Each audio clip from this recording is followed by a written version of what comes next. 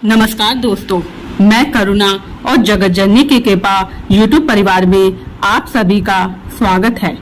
आइए सुनते हैं नवरात्रि व्रत कथा। एक समय बृहस्पति जी ब्रह्मा जी से बोले, हे ब्राह्मण श्रेष्ठ, चैत्र व अश्विन मास के शुक्ल पक्ष में नवरात्र का व्रत और उत्सव क्यों किया जाता है? इस व्रत का क्या फल है? इसे किस प्रकार करना उचित है? पहले इस व्रत को किसने किया, सो विस्तार से कहिए। मेरी इस प्रकार की इच्छा है।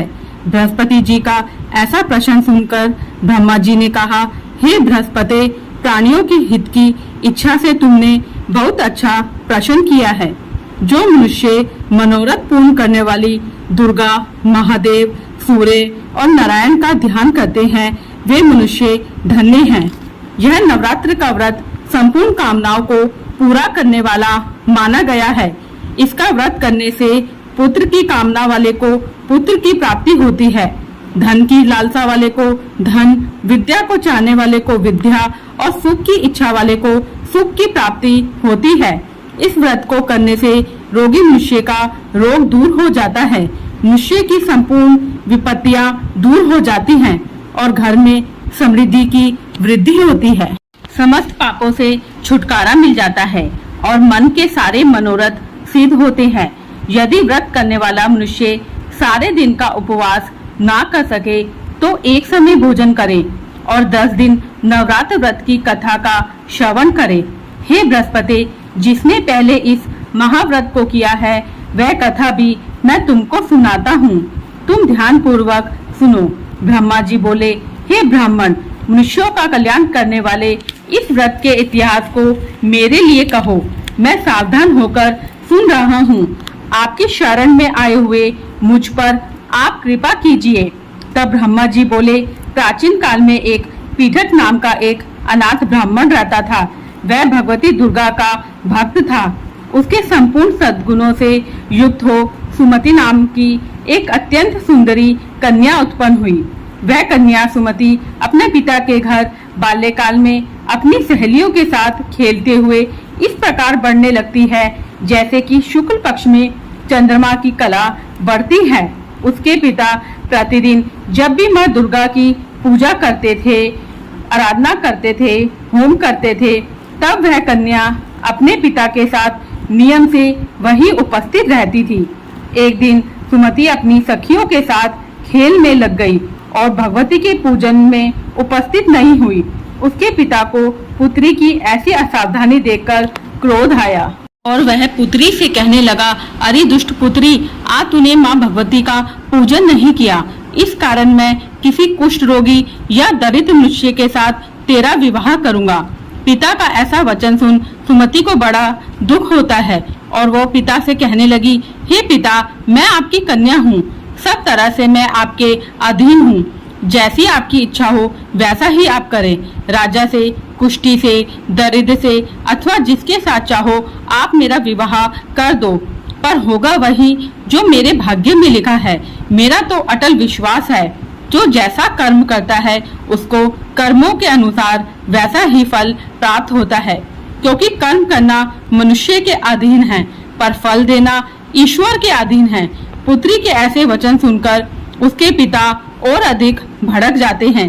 कन्या के ऐसे निर्भयता से कहे हुए वचन सुनकर ब्राह्मण और अधिक क्रोधित हो जाता है और अपनी कन्या का विवाह एक कोढ़ी के साथ कर देता है और कहता है, जा पुत्री, अपने भाग्य का फल भोग। और अपने भाग्य के भरोसे रहकर तुम क्या करती हो? और अपने पिता के ऐसे वचन सुनकर सुमति अपने मन में विचार करती है, ये तो मेरा बड़ा दुर्भाग्य है जिससे मुझे ऐसा पति मिला और ऐसे पिता मिले। इस प्रकार अपने दुखों को विचार करती हुई वह कन्या अपने पति के साथ वन में जाती है और डरावने कुशायुक्त उस निर्जन वन में उन्होंने वह रात बड़े कष्ट से व्यतीत की। उस गरीब बालिका की ऐसी दशा देख देवी भगवती ने पूर्व पुण्य के प्रभाव से प्रकट हो सुमति से कहा, हे दीन ब्राह्मणी, मैं तुझसे प्रसन्न हूँ। तुम जो चाहो वो वरदान मांग सकती हो। भगवती दुर्गा के यह वचन सुन ब्राह्मणी ने कहा, आप कौन हैं? वह सब मुझसे कहो। ब्राह्मणी का ऐसा वचन सुन देवी ने कहा कि मैं तो आदि शक्ति भगवती हूँ और मैं ही ब्रह्म विद्या व सरस्वती हूँ। प्रसन्न होने पर मैं प्राणियों का दुख दूर कर उनको सुख प्रदान करती हूँ। हे ब्राह्मणी, मैं तुझ पर तेरे पूर्व जन्म के पुण्य के प्रभाव से प्रसन्न हूँ। मैं तुझे तुम्हारे पूर्व जन्म का वृतांत सुनाती हूँ। तो सुन, तू पूर्व जन्म में निषाद भील की स्त्री थी और अति प्रतिव्रता थी। एक दिन तेरे पति निषाद ने चोरी की। चोरी करने के कारण तुम दोनों को सिपाहियों ने पकड़ लिया और ले जाकर जेल खाने में कैद कर लिया। उन लोगों ने तुझको और तेरे पति को भोजन भी नहीं दिया। संयोग से तभी नवरात्रि आ गए थे, तो बिना भोजन खाए बिना जल पिए इस प्रकार 9 दिन तक नवरात्र का व्रत हो गया। इस व्रत के प्रभाव से प्रसन्न होकर मैं तुझे मनोवांछित वर देती हूँ। तुम्हारी जो इच्छा हो सो मांगो। इस प्रकार दुर्गा के वचन सुनकर ब्राह्मणी बोलती है, अगर आप मुझ पर प्रसन्न हैं तो हे दुर्गे, मैं आपको प्रणाम करती हूँ।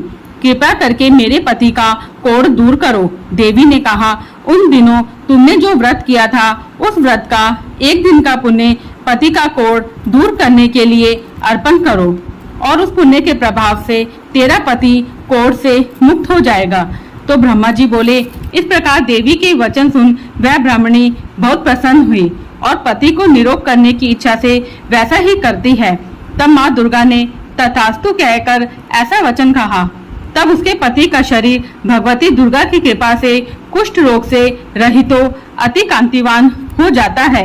वह ब्राह्मणी पति की मनोहर देह को देखकर बहुत प्रसन्न होती है और देवी की स्तुति करने लगती है।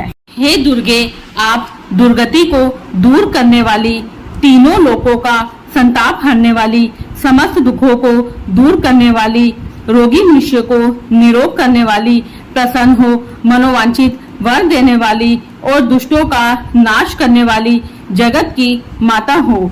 हे अम्बे, मुझे निरपराध अबला को मेरे पिता ने कोढ़ी मनुष्य के साथ विवाह कर घर से निकाल दिया था। पिता से तिरस्कृत हो मैं इस निर्जन वन में विचर रही हूँ। आपने मेरे इस विपदा से उद्धार किया है। हे देवी, मैं आपको प्रणाम करती हूँ। आप मेरी रक्षा करो। ब्रह्मा जी बोले, हे बृहस्पति, उस ब्राह्मणी की ऐसी स्तुति सुन देवी बहुत प्रसन्न हुई और ब्राह्मणी से कहा, हे ब्राह्मणी, तेरे उद्दालय नामक अति बुद्धिमान, धनवान, कीर्तिवान और जितेंद्रिय पुत्र शीघ्र उत्पन्न होगा। ऐसा वर प्रदान कर देवी ने ब्राह्मणी से फिर कहा, हे ब्राह्मणी, और जो कुछ तेरी इच्छा हो वह मांग ले। भगवती दुर्गा का ऐसा वचन सुन सुमति ने कहा कि हे भगवती दुर्गे, अगर आप मुझ पर प्रसन्न हैं तो कृपा कर मुझे नवरात्र व्रत की विधि और उसके फल का विस्तार से वर्णन करें, क्योंकि मेरे पूर्व जन्म में अनजाने में हुए इसी व्रत के कारण आप मुझ पर प्रसन्न हुई हैं। अब मैं इसे विधि विधान से करना चाहती हूँ ताकि आप और अधिक प्रसन्न हो। इस प्रकार ब्राह्मणी के वचन सुनकर दुर्गा ने कहा, हे ब्राह्मणी, मैं तुम्हें संपूर्ण पापों को दूर करने वाले नवरात्र व्रत की विधि बतलाती हूँ, जिसको सुनने से मोक्ष की प्राप्ति होती है। मनुष्य को चाहिए कि वे अश्विन मास के शुक्ल पक्ष की प्रतिपदा से लेकर 9 दिन तक विधि पूर्वक व्रत करे। यदि दिन भर का व्रत ना कर सके तो एक समय भोजन करे। विद्वान ब्राह्मणों से पूछकर घट स्थापना करे और वाटिका बनाकर उसको प्रतिदिन जल से सींचे, यानी कलश स्थापना करके ज्वारे बोए और जल से सींचे। फिर महाकाली, महालक्ष्मी और महासरस्वती देवी की मूर्तियां स्थापित कर उनकी नित्य विधि सहित पूजा करे और पुष्पों से विधि पूर्वक अर्घ्य दे। बिजोरा के फल से अर्घ्य देने से रूप की प्राप्ति होती है। जायफल से अर्घ्य देने से कीर्ति, दाख से अर्घ्य देने से कार्य की सिद्धि होती है, आंवले से अर्घ्य देने से सुख की प्राप्ति और केले से अर्घ्य देने से आभूषणों की प्राप्ति होती है। इस प्रकार पुष्पों व फलों से अर्घ्य देकर व्रत समाप्त होने पर 9वें दिन यथा विधि हवन करें। खंड, घी, गेहूं, शहद, जौ, तिल, बिल्व, बेल, नारियल, दाख और कंदम आदि से हवन करें। जौ से होम करने से लक्ष्मी की प्राप्ति होती है। खीर एवं चंपा के पुष्पों से धन की और बेल पत्तों से तेज व सुखों की प्राप्ति होती है। आंवले से कीर्ति की और केले से पुत्र की, कमल से राज सम्मान की और दाखों से संपदा की प्राप्ति होती है। खांड, घी, नारियल, शहद, जौ और तिल तथा फलों से होम करने से मनोवांछित वस्तु की प्राप्ति होती है। व्रत करने वाला मनुष्य इस विधि विधान से होम कर आचार्य को अत्यंत नम्रता के साथ प्रणाम करे और यज्ञ की सिद्धि के लिए उसे दक्षिणा दे। इस प्रकार बताई हुई विधि के अनुसार जो व्यक्ति व्रत करता है उसके सब मनोरथ सिद्ध होते हैं। इसमें तनिक भी संदेह नहीं है। इन 9 दिनों में जो कुछ दान आदि किया जाता है उसका करोड़ों गुना फल मिलता है। इस नवरात्र व्रत करने से अश्वमेध यज्ञ का फल मिलता है। हे ब्राह्मणी, इस संपूर्ण कामनाओं को पूर्ण करने वाले उत्तम व्रत को तीर्थ, मंदिर अथवा घर में विधि के अनुसार करें। ब्रह्मा जी बोले, हे बृहस्पति, इस प्रकार ब्राह्मणी को व्रत की विधि और फल बताकर देवी अंतर्ध्यान हो गई। जो मनुष्य या स्त्री इस व्रत को भक्ति पूर्वक करता है वह इस लोक में सुख प्राप्त कर अंत में दुर्लभ मोक्ष को प्राप्त होता है। हे बृहस्पति, यह इस दुर्लभ व्रत का महात्म्य है जो मैंने तुम्हें बतलाया है। यह सुन बृहस्पति जी आनंद से प्रफुल्लित हो ब्रह्मा जी से कहने लगे, हे ब्राह्मण, आपने मुझ पर अति कृपा की जो मुझे इस नवरात्र व्रत का महात्म्य सुनाया। ब्रह्मा जी बोले, हे बृहस्पति, यह देवी भगवती शक्ति संपूर्ण लोकों का पालन करने वाली है। इस महादेवी के प्रभाव को कौन जान सकता है? बोलो देवी भगवती की जय। जय माँ दुर्गा, जय माँ काली। जगत जननी की कृपा आप पर यूं ही बरसती रहे।